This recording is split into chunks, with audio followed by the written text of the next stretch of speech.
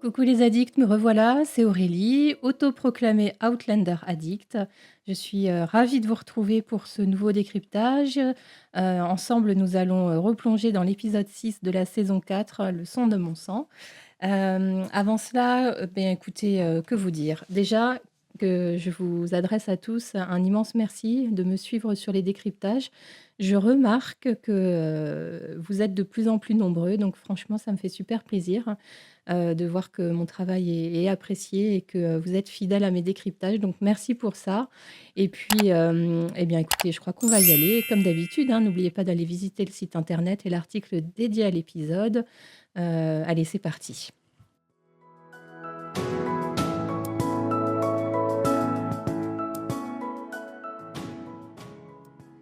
Avant d'étudier plus en profondeur certains thèmes de l'épisode, je vous livre d'abord quelques impressions assez générales.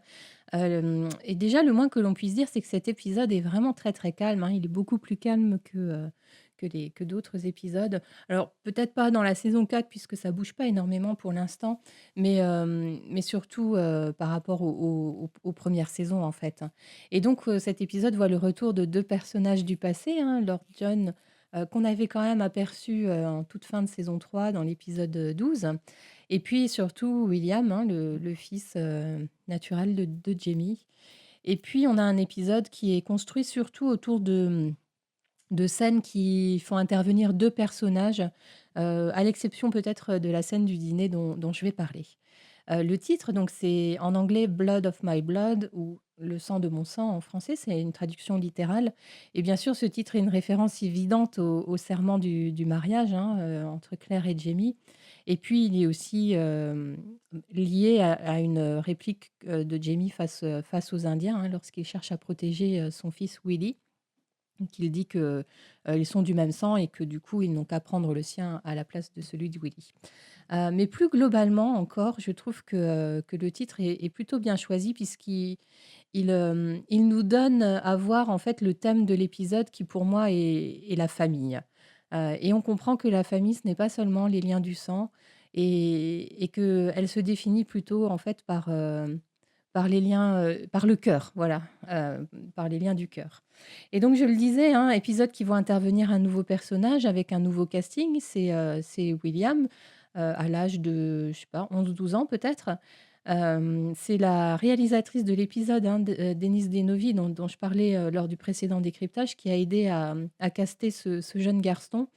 Hem Pour moi, ce casting est assez discutable. Je suis pas forcément très, très emballée.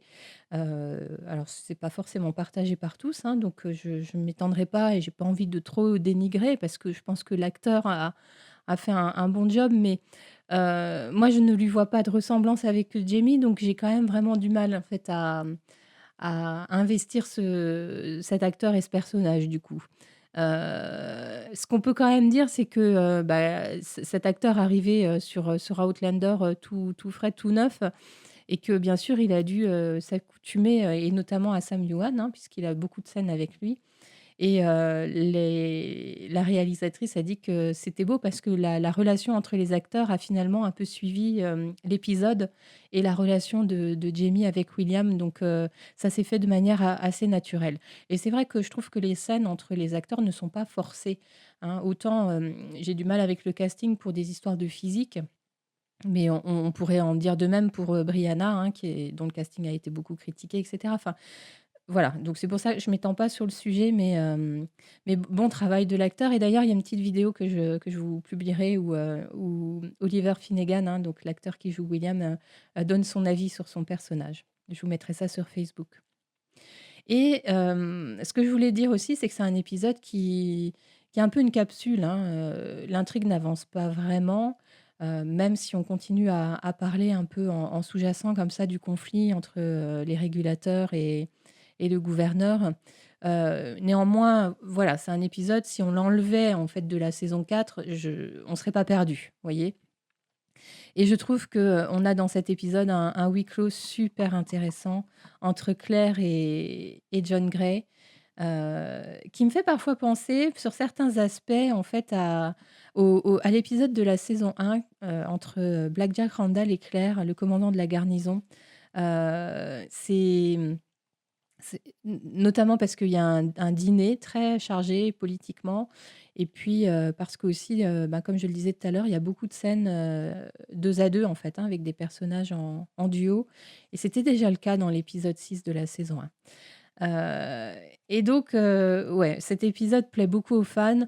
Je l'aime bien aussi, parce qu'il y a de très belles scènes, très, très bien interprétées. C'est assez savoureux à regarder et heu et notamment, bah, toutes les scènes entre Claire et Lord John. Pas facile à mettre en œuvre, hein, du point de vue de la réalisatrice et voilà, de la scénariste parce que, et ben, c'est très statique en fait, hein, ces scènes entre Claire et Lord John. Lord John Grey est allongé dans un lit, bouge pas du tout. Claire est à son chevet, bien sûr, on la voit un petit peu parfois, se lever et cetera, aller lui chercher, de l'eau ou je ne sais quoi. Mais ouais, c'est très statique. C'est une unité de lieu, en fait. Donc tout repose dans ces scènes sur la performance d'acteurs de Catherine Abalfe et de David Berry. Donc forcément, ouais, ces 2-là sont enfin voilà, n'ont pas à faire leurs preuves et ça donne des choses très, très savoureuses. En tout cas, moi, j'adore. Et ce qu'on peut remarquer, c'est que dans l'épisode, tous les personnages sont en lutte avec des sentiments compliqués, que ce soit William, qui vient de perdre sa mère, qui est séparé temporairement de son père, enfin, voilà, qui redécouvre un personnage de son passé et voilà, qui lutte un peu contre ses sentiments. Jamie, c'est pareil, pas besoin d'expliquer pourquoi, enfin, je reviendrai bien sûr dans les détails. Claire, Lord John, Murta, c'est voilà, ils sont pas super, super sereins tous, hein. Et donc charge à eux de faire le tri, de laisser de côté leur jalousie, leur peur ou même le dégoût de soi, si je pense à Lord John. Et ce que j'ai remarqué, c'est qu'en réalité, ils sont tous en lutte, dans leurs sentiments vis-à-vis de Jamie. C'est vraiment lui qui est au cœur de tout ça. Heu, alors j'ai lu pas mal d'articles comme à chaque fois et en fait, cet épisode est un des 2 préférés de Diana Gabaldon pour la saison 4 avec, celui où Brianna retrouve Jamie, parce que justement ça parle des retrouvailles de Jamie avec, bah, avec son fils. Et ce qu'on peut dire là et on peut tirer un coup de chapeau à la scénariste, hein, Shaina Fewell, je ne sais pas trop comment on prononce. Elle est toute nouvelle sur Outlander, elle est d'ailleurs devenue productrice pour la saison 4 et elle est toujours là pour la saison 5 et aussi pour la 6.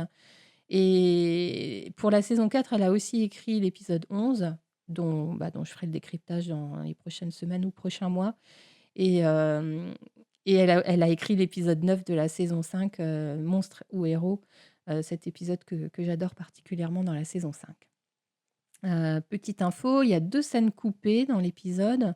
Une scène qui met en scène, Murta et Lord John et une autre qui met en scène alors j'ai plus en tête là sur le coup, c'est pas grave. Il y a aussi une scène, untold, donc ça, ce sont des scènes qui sont tournées tout spécialement, pour les DVD, en fait, pour les bonus des DVD. Ça ne figure pas du tout dans le scénario, donc c'est un ajout, hein, purement et simple enfin pur et simple et cette scène untold, c'est, une scène entre Lord John et William, juste avant qu'ils n'arrivent à Fraser's Ridge. Je vous mets les liens sur mon site internet. Alors pour 2 de ces 3 scènes, ne sont pas, traduites et pour l'autre, je vous ai trouvé une traduction en français sur, une chaîne YouTube, donc vous pourrez aller voir. Mais même les scènes non traduites, hein, je vous mets en quelques lignes sur mon site de quoi ça parle et c'est toujours intéressant à voir. Voilà, en synthèse, un épisode qui rassemble beaucoup d'ingrédients, d'Outlander, du médical, des liens entre les amis, beaucoup d'amour, des tensions, et puis des focus sur certains personnages, donc ça en fait un super épisode.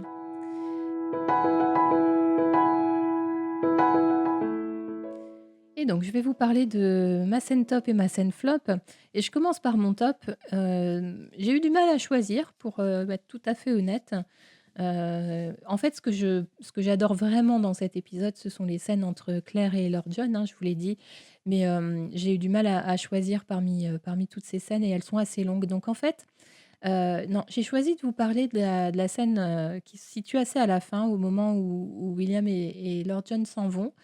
Hem et ce passage où William est sur son cheval, qui pour moi est un miroir complet et complètement volontaire à ce qui se passe dans l'épisode à la fin de l'épisode 4 de la saison 3, hein, quand, Jaime doit partir de Helwater, qu'il est sur son cheval, avec beaucoup de douleur d'ailleurs et qu'il ne se retourne pas.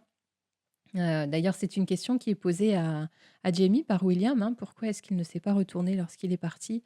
Et Jaime a du mal à répondre et il explique que c'est parce qu'il ne voulait pas donner de faux espoirs et qu'il pensait ne jamais le revoir et voilà, là, je trouve que c'est très, très, c'est c'est plein de ouais, il y a plein de sens, hein, dans le fait que William se retourne. C'est une espèce de promesse silencieuse que, leur histoire n'est pas terminée, que William a de l'affection pour Jamie et qu'il pense, qu'ils se reverront.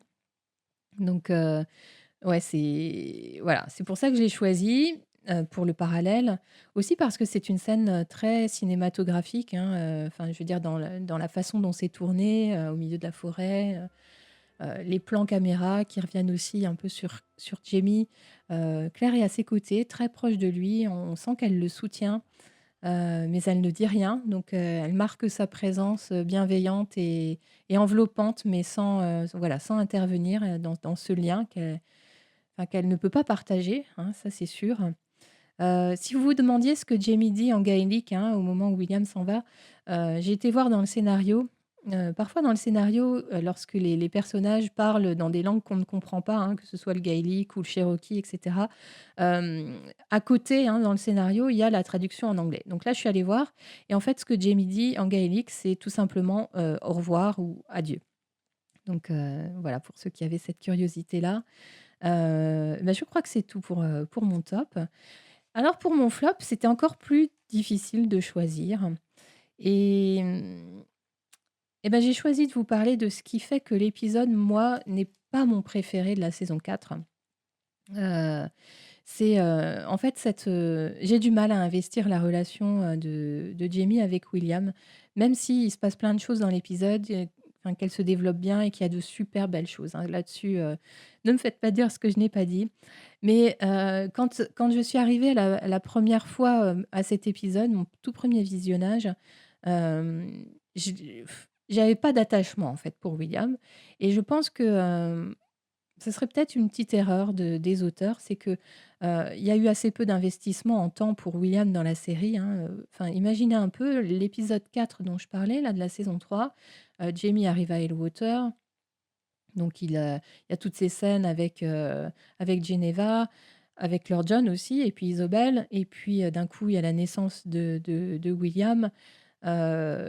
Et je sais pas, je pense qu'il doit rester 15 minutes, ou 20 minutes à la fin de l'épisode, pour quelques scènes avec William, donc c'est très, très court, et depuis cet épisode 4 et donc là, on est dans le 6 de la saison 4, donc il s'est passé plus d'une saison.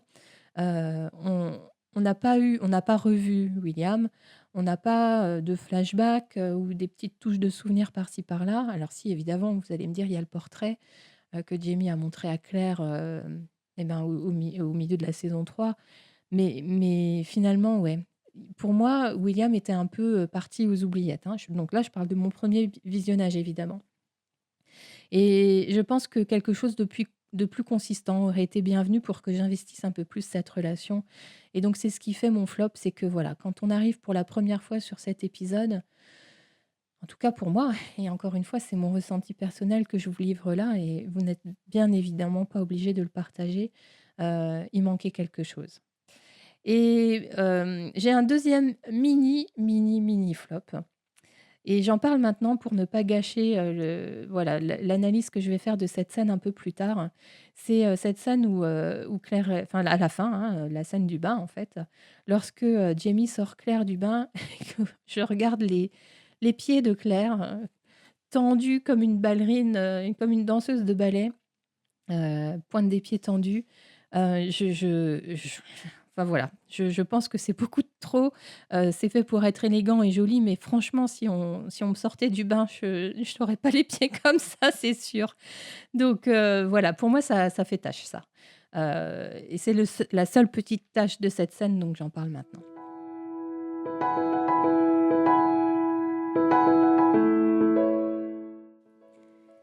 Et donc, maintenant, je vais analyser quelques thèmes et je vais commencer par un thème bah, qui qui correspond à l'épisode, mais qui en même temps ne parle pas forcément de l'épisode. Je voulais vous parler de Yann, et de son absence, brillante lors de l'épisode.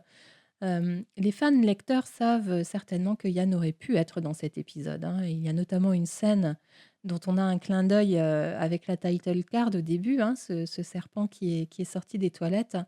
Et donc sans spoiler, hein, dans le roman, il y a quand même toute une séquence, qui fait intervenir Willy, Yann, un serpent et des toilettes. Donc, les lecteurs savent de quoi je parle. Et puis aussi dans le roman, Yann attrape la rougeole, hein, donc il est un des 2 malades que Claire soigne et ou dont Claire s'occupe en tout cas, pendant le passage de John Grey à Fraser's Ridge. Et pour cet épisode, le garçon pour lequel Jamie a traversé un océan, rendez-vous compte, et là je cite Lord John Grey, donc ce garçon, est envoyé, avec les Indiens pour chasser. Heu et je pense que bon, bien sûr, hein, les auteurs ont fait ce petit tour de passe-passe parce qu'il aurait été difficile de le faire exister en tant que personnage dans cet épisode qui est déjà très dense au niveau des relations. Donc il aurait fallu, voilà, lui construire une intrigue ou un arc et il aurait été peut-être de trop, enfin, en tout cas, ça aurait fait trop de choses à traiter et donc ils ont choisi de l'écarter. Heu, je conteste pas, hein, c'est certainement, le choix le plus, éclairé, pour mener à bien l'épisode. Mais au final, en fait, ce que je regrette, c'est quand ce début de saison, Yann a un rôle de figuration, vraiment.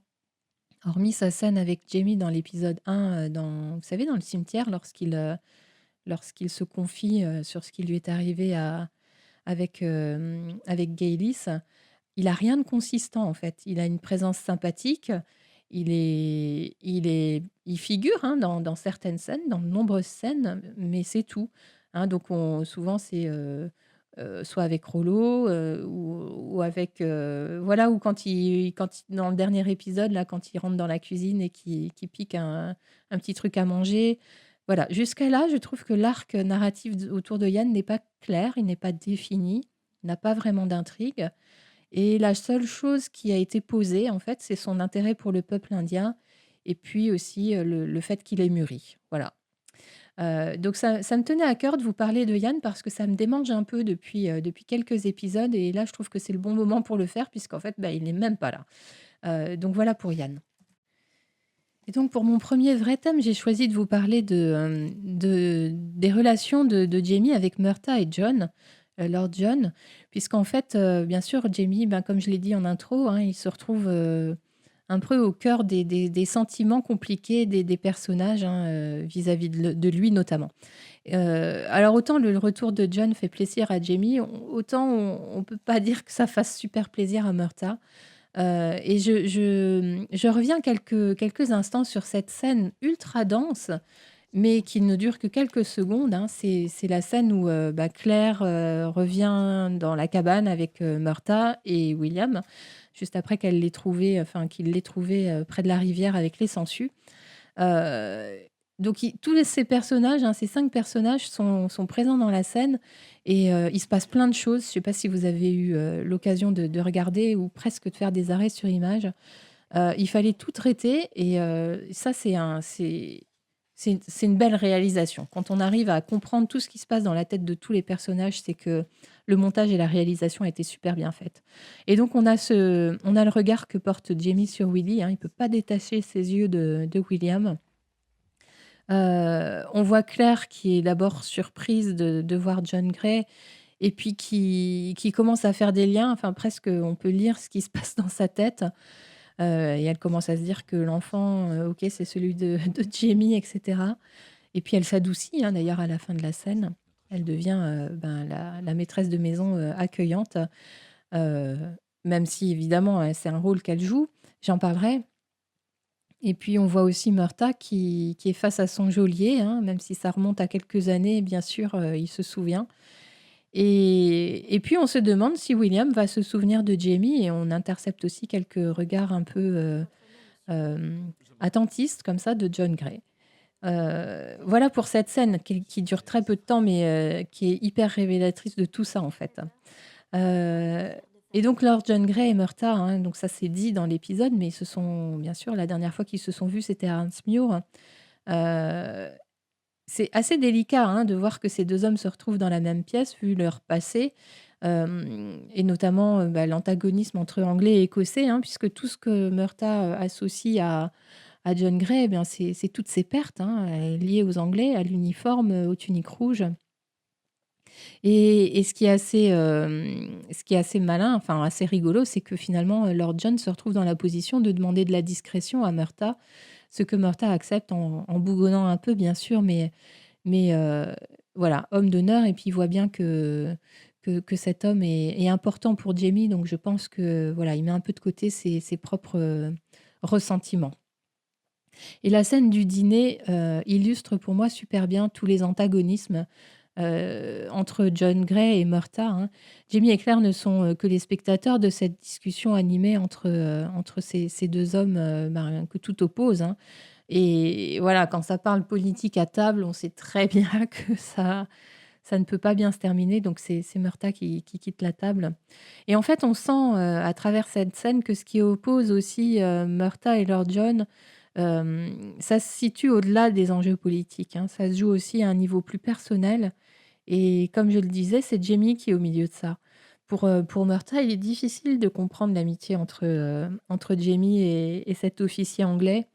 Heu, Puis au départ, Murta ne sait pas pour Willy, hein, donc il peut pas en fait, percevoir ça, hein, du point de vue de Jamie. Et puis par ailleurs, il y a peut-être aussi une certaine jalousie de Murta envers Lord John.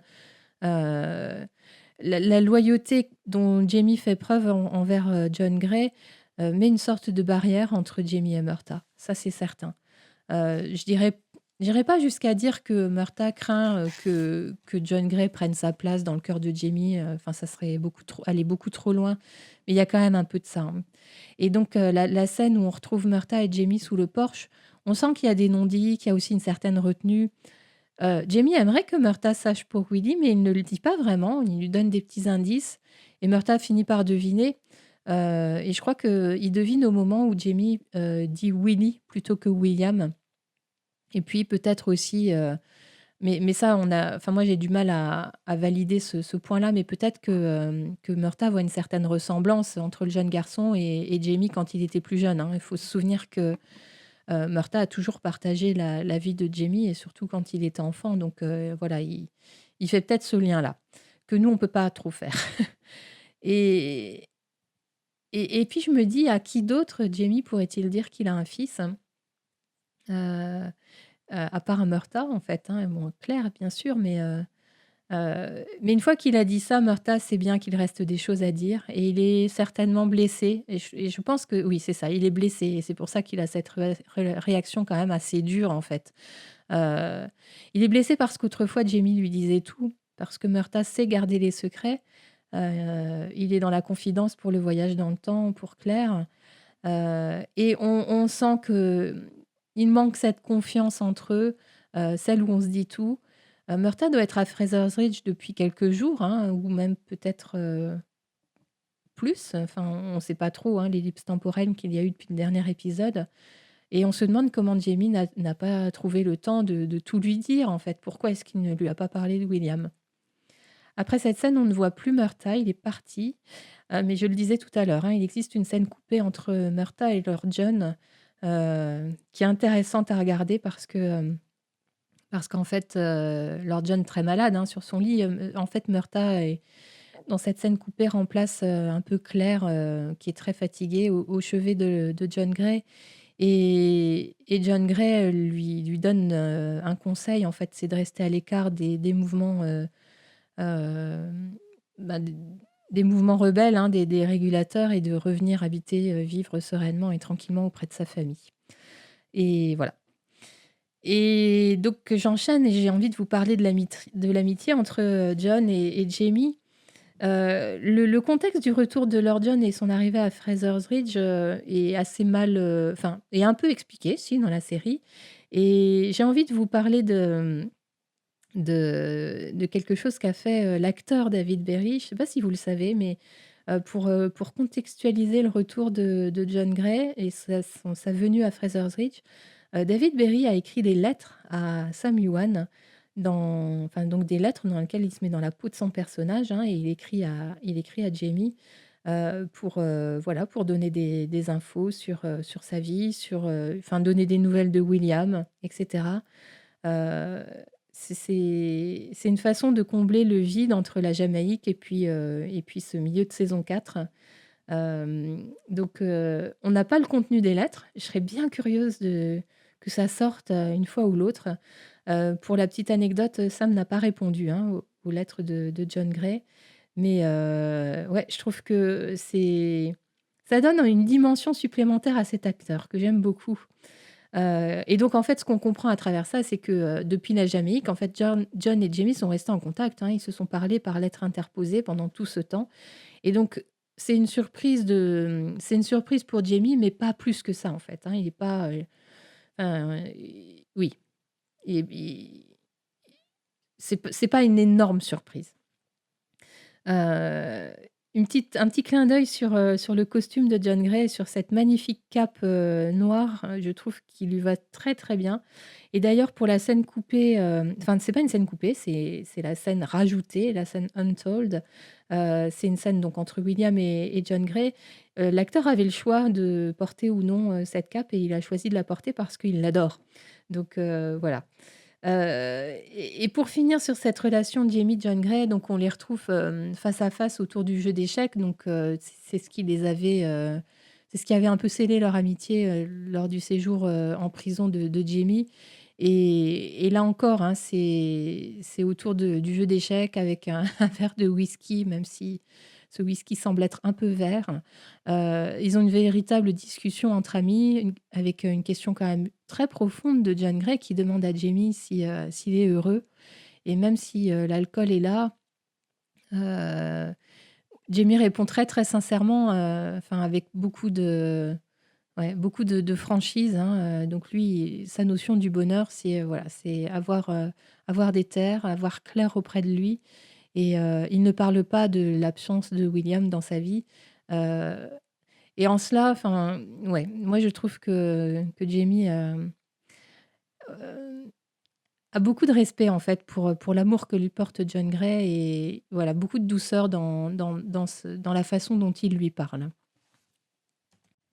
Je vais vous parler de la relation de Jamie avec William. Et donc, la première confrontation entre ces personnages, c'est lorsque Claire ramène William dans la cabane.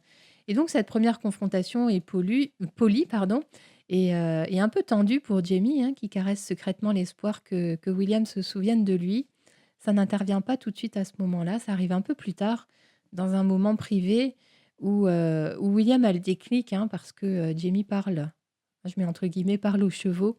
Et, et donc là, ouais, ça fait un petit tilt dans la tête de William qui d'un coup repense au palefrenier de Hellwater.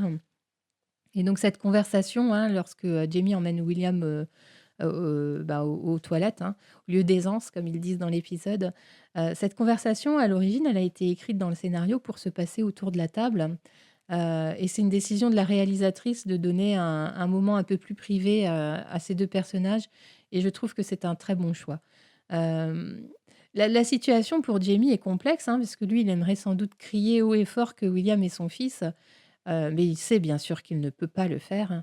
Et à plusieurs occasions, hein, du fait de l'ignorance de William, il a des petites réflexions qui blessent Jamie.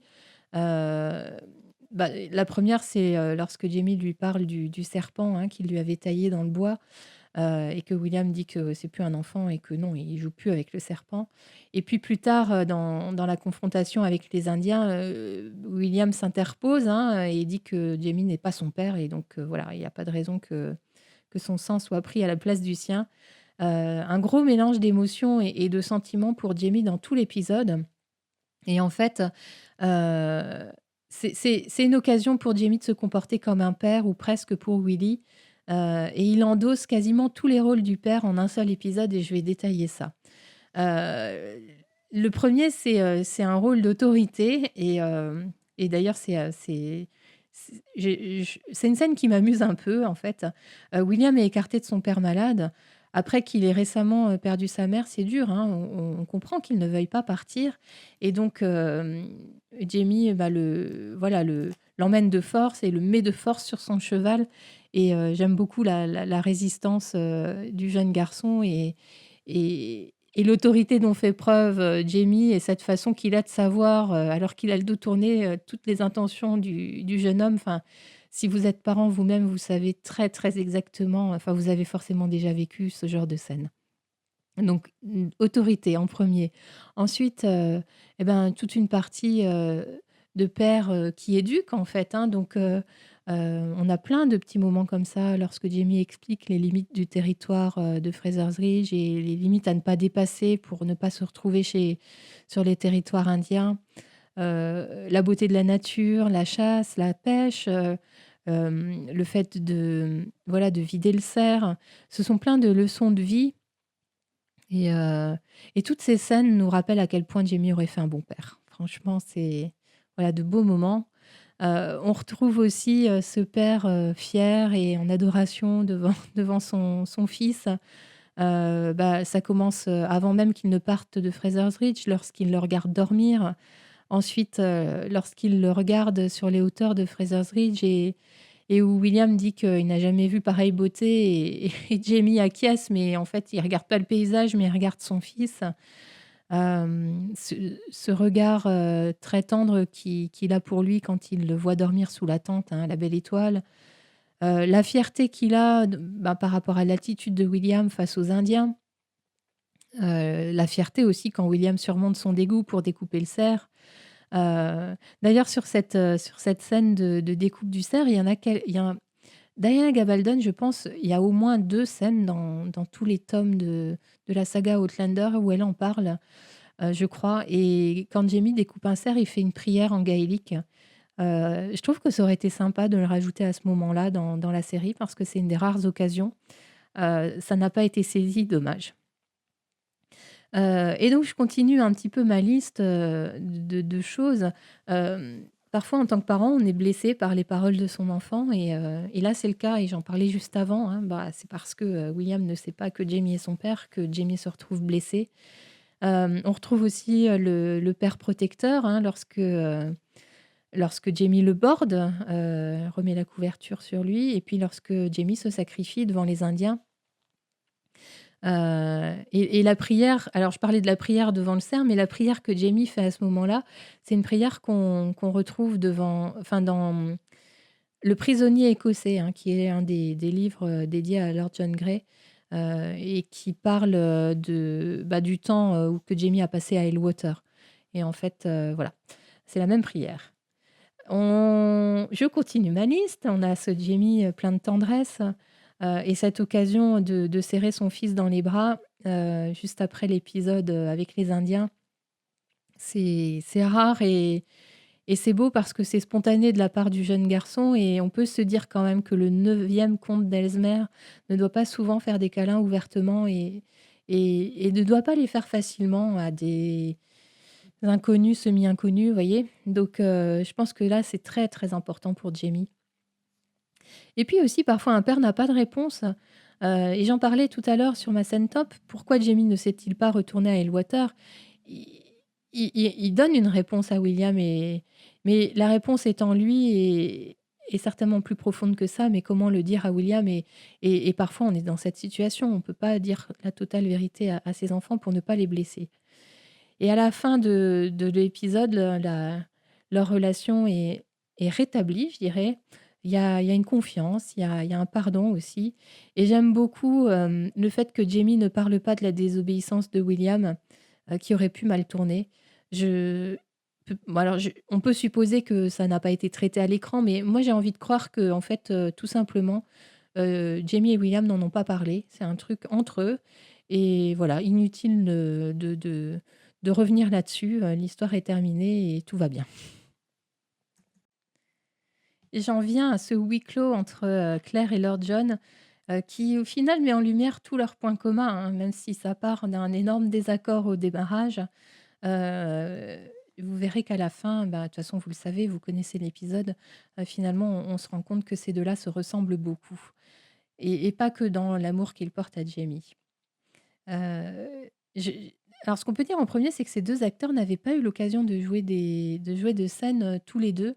La 1 fois où Claire est face à John Gray, c'est en Jamaïque, hein, dans le palais du gouverneur, mais Jamie est présent dans la scène, hein. Ils sont jamais, face à face et franchement, je sais pas ce que vous en pensez, mais ils sont très, très bons ensemble, hein. Ces scènes pour moi sont les meilleures de l'épisode et donc Claire lance les hostilités, hein, dès le départ, dès qu'elle est seule avec John Gray et elle, le soupçonne en fait d'être venu les espionner, hein, à la solde du gouverneur et bien sûr, ce n'est pas le cas, mais c'est assez drôle quand on pense au travail de John en Angleterre dans les livres, dont il est le héros, hein, la saga des Lord John.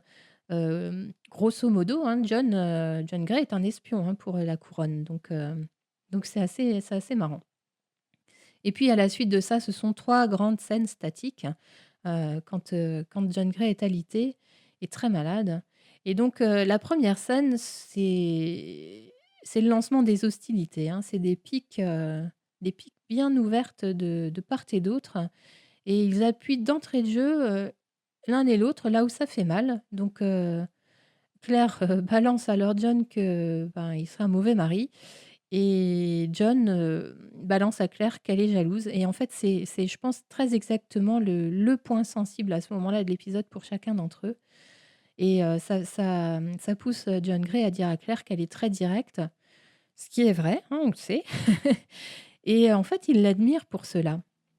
Mais ce qu'on ressent et ce qu'il dit à demi-mot, c'est que lui est comme elle, hein et il le dit d'ailleurs, hein, il dit: «Moi aussi» à demi-mot et il voudrait le dire à voix haute, au moins pour lui-même. Enfin, il veut le dire à voix haute, au moins pour lui-même et il le dit pas suffisamment fort pour que Claire l'entende et on a cette petite larme qui coule. On sent John Gray en grande souffrance, hein, car il ne peut pas vraiment dire qui il est et qu'il souffre autant que Claire, donc lui, il souffre en silence et en fait, on sent que c'est ça sa vie, hein, John Gray porte des masques, il a beaucoup de secrets et tous ces secrets, font, sa vulnérabilité, en fait, hein et voilà, cette scène se conclut par cette larme, heu et elle se conclut de superbe manière. Enfin, moi, ça me touche beaucoup. Deuxième scène, John Gray est très malade, hein, vraiment là, il il souffre de grosses fièvres et il part à cœur ouvert parce qu'il se sent mourant et donc c'est une sorte de confession pour moi. Il confie sa culpabilité vis-à-vis d'Isobel. Il parle de sa peur de ne plus rien ressentir, hein, puisqu'il n'a pas ressenti grand-chose, à la mort de sa femme et moi je le trouve très honnête, hein, dans l'amour qu'il porte à Jamie et aussi enfin, dans le fait qu'il raconte cela à Claire, en fait, hein. Il dit à Claire que Jamie s'est offert à lui. Donc ça, c'était un secret et forcément, c'est un grand choc pour Claire. Il n'aurait sans doute jamais révélé ce secret s'il avait été dans son état normal. Mais le huis clos et l'intimité qui en découle autorisent cet aveu, cette honnêteté et cette franchise de la part de John. Hem, Claire met fin à cette discussion, hein, qui la blesse beaucoup forcément. Mais le fait que ce secret soit révélé, ça pose les bases d'une sorte d'amitié et puis, ça pose aussi les bases du pardon futur. Et la troisième scène, John Gray va mieux et il regrette évidemment d'avoir, sciemment blessé Claire. Il s'en excuse. Vous voyez, là, il a retrouvé un peu de conscience et je trouve ça beau qu'il s'excuse et ça autorise justement toute la suite. Heu, ça permet La suite permet à lui et à Claire de se rejoindre sur le terrain de leur culpabilité et dans ce sentiment de soulagement coupable qui a suivi la mort du conjoint, mal aimé, hein, que ce soit Frank pour Claire ou Isobel pour John Gray. Heu, Claire fait là aussi preuve d'honnêteté, elle reconnaît qu'elle est jalouse. Heu, Pas forcément jalouse de John lui-même, mais jalouse des 20 années qu'elle n'a pas vécues avec Jamie et de tous ceux qui ont croisé la route de Jamie à ce moment-là et John en fait partie bien sûr et en fait partie à un très haut niveau donc forcément et néanmoins on voit dans cette scène qu'elle a de l'empathie pour Lord John. Heu, Elle sent très bien, Claire, que John n'aura jamais Jamie et qu'elle, elle l'a donc bien sûr, et au fond d'elle, elle sait que Lord John est une bonne personne pour Jamie.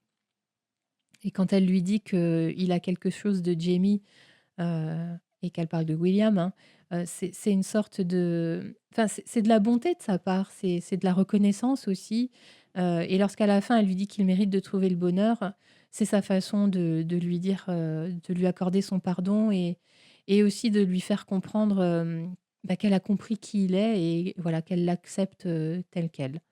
Donc je pense que lorsqu'ils se quittent à ce moment-là, l'animosité est mise complètement de côté et au contraire, c'est les bases d'une autre relation et d'une belle relation aussi.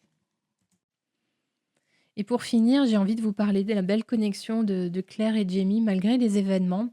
Au début de l'épisode, on voit Claire qui prend soin de Willy, hein, sans savoir qui il est, avec ses sangsues là. D'ailleurs, petite mention spéciale, si vous vous souvenez et moi je me souviens en avoir parlé dans mon décryptage, de l'épisode concerné.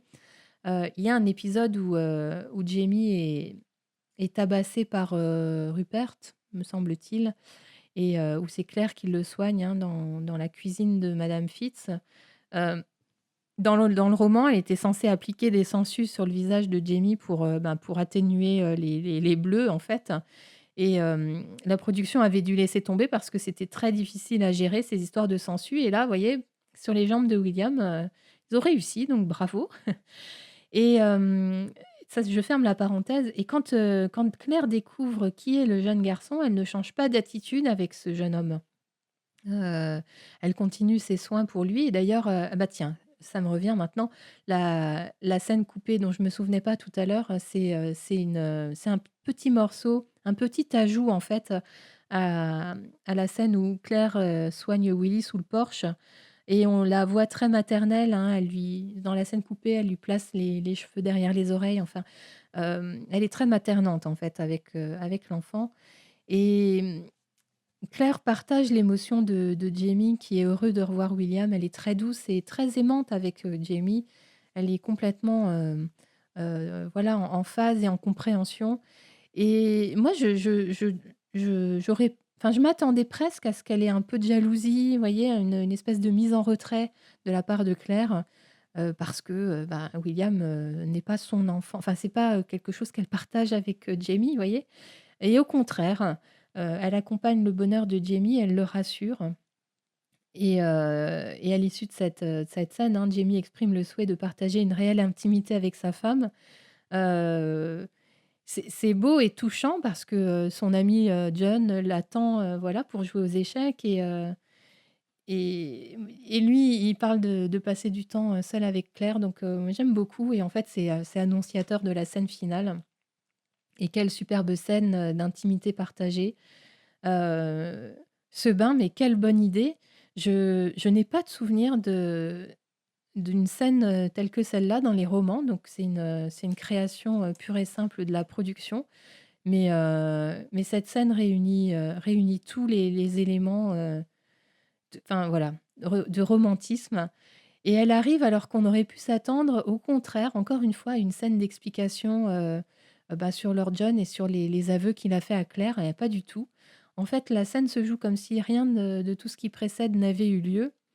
Ils ont cette capacité à se reconnecter et à faire, et à mettre les événements, on va dire, traumatiques ou un peu dérangeants de côté. C'est assez exceptionnel et donc je disais un beau moment romantique, offert par Jamie à Claire.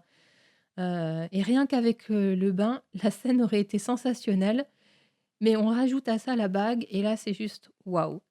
Il y a tout. Le fait que cette bague ait été faite avec l'argent du chandelier de la maman de Jamie, le fait que ce soit Murtagh qui l'ait fabriquée, le fait que cette bague ressemble à la bague décrite dans le roman, la façon qu'il a de lui offrir, les mots qu'il lui dit, la gravure dans la bague avec ces mots de Catulle, «Dami Basia Mille, donne-moi Bin baiser». Le simple fait qu'il lui ait refait une bague, franchement, voilà, c'est et bien sûr, après un cadeau pareil, ils se retrouvent au lit pour prolonger leur fusion avec beaucoup d'humour, avec de la douceur aussi. C'est beau. Rien d'autre à dire, c'est beau.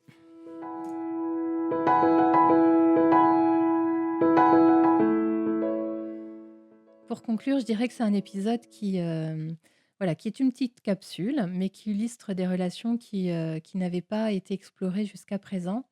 Et je me rends compte que je ne vous ai pas parlé, du tout début de l'épisode, cette scène, entre Claire et Murta au bord de la rivière, qui est magnifique de scénographie, hein, même si elle ne dit pas grand-chose, des personnages, mais c'est bien qu'on les voit aussi interagir tous les 2, c'est important. Je ne sais pas si ça vous fait la même chose, mais moi, quand, j'identifie une scène qui est présente dans le générique, ça me fait des choses et je suis super contente. Et donc là, cet instant où Claire, prend l'eau dans la rivière avec la lumière qui se reflète super bien, enfin, c'est juste magnifique, hein, et ça, c'est dans le générique. Donc j'étais contente de le voir. Je dirais aussi que cet épisode, nous propose une écriture et une réalisation soignée, avec un final très plaisant pour les fans, hein, il y a peu de scènes intimes jusqu'à présent dans cette saison 4 et on sait que c'est important pour les fans de la série et donc celle-ci franchement elle est dans les tops, hein, ouais, elle est vraiment dans les tops, elle est belle. Donc on en est à la moitié de la saison et on est prêt à passer à autre chose. Je Il y a pas eu une grosse intrigue, hein, sur cette première moitié de saison. Je sens que les choses ont été posées. Hem, on s'attend à la suite. On n'a pas vu Brianna et Roger dans l'épisode. On n'a pas vu Yann non plus, j'en parlais. Ça fait un moment qu'on n'a pas vu Fergus et Marsali. Donc c'est vrai qu'on a hâte de revoir tout ce monde-là. Je vous retrouve pour le prochain décryptage de l'épisode 7, avec grand plaisir. Merci à vous de m'avoir suivi une fois de plus. N'oubliez pas de commenter si vous en avez envie, bien sûr. Mettez un petit pouce bleu, le petit pouce qui dit que vous avez aimé. Je vous dis à très bientôt. Prenez soin de vous.